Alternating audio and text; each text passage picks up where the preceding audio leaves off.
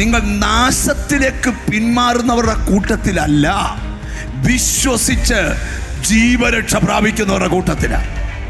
ഒരാമയും പറഞ്ഞു. നിങ്ങൾ നാശത്തിലേക്ക് പിന്മാറുന്ന കൂട്ടത്തിലല്ല.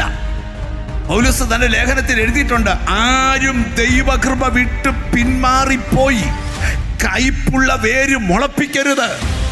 ഒരു ഊണിന് ജ്യേഷ്ഠാവകാശം നാം ഈ വിട്ടുകളഞ്ഞ ഏശാവിനെ പോലെ നിങ്ങൾ ആകരുത്. ഒരാമയും പറഞ്ഞു തുടങ്ങണം. ഞാനിവിടെ ഇരിക്കുന്ന ചിലരോട് പറയാം, കൃപയിൽ ഒരു സ്റ്റെപ്പ് മുന്നോട്ടേ ആകാവൂ, പുറകോട്ട് പാടില്ല. ബൈബിളിന്റെ ഒരു വലിയ നിർദ്ദേശം പറയാം. ഹല്ലേലൂയ. നിന്നെ ദൈവം വിളിച്ചത് ഉന്നത വിളി കൊണ്ടാണ്. നിന്നോട് ബൈബിൾ പറയുന്ന ഒരു ദൂതുണ്ട്, മുന്നോട്ട് തന്നെ പോകണം, പുറകോട്ട് പോകരുത്. ചിലര് മുമ്പോട്ട് നടക്കേണ്ടതിന് വരെ എങ്ങോട്ടാ നടക്കുന്നേ? പുറകോട്ടാ നടക്കുന്നത്. ഇന്ന് ദൈവമക്കളുടെ ജീവിതത്തിന് റിവേഴ്സ് ഗിയർ വേണ്ട. അവൻ എപ്പോഴും മുന്നോട്ട് പോയിക്കൊണ്ടിരിക്കണം. എനിക്കെന്തോ ദൈവാത്മാവ് ഒരു ബോധ്യം തരികയാണ്, നിന്നെ ഏതോ ഒരു സ്പിരിറ്റ് പുറകോട്ട് പിടിക്കുന്നു, ആത്മീകത്തിൽ നിന്ന് പുറകോട്ട് പിടിക്കുന്നു, കൃപയിൽ നിന്ന് പുറകോട്ട് പിടിക്കുന്നു. അവര് പറയുന്നു, അപ്പുറത്തെ ബാബുവിന് ഒരു കുഴപ്പമില്ലല്ലോ, ഇപ്പുറത്തെ ചാക്കോയ്ക്ക് ഒരു കുഴപ്പമില്ലല്ലോ, പ്രാർത്ഥിച്ചിട്ട് ഞാൻ എന്താ മുമ്പോട്ട് പോകാത്തെ?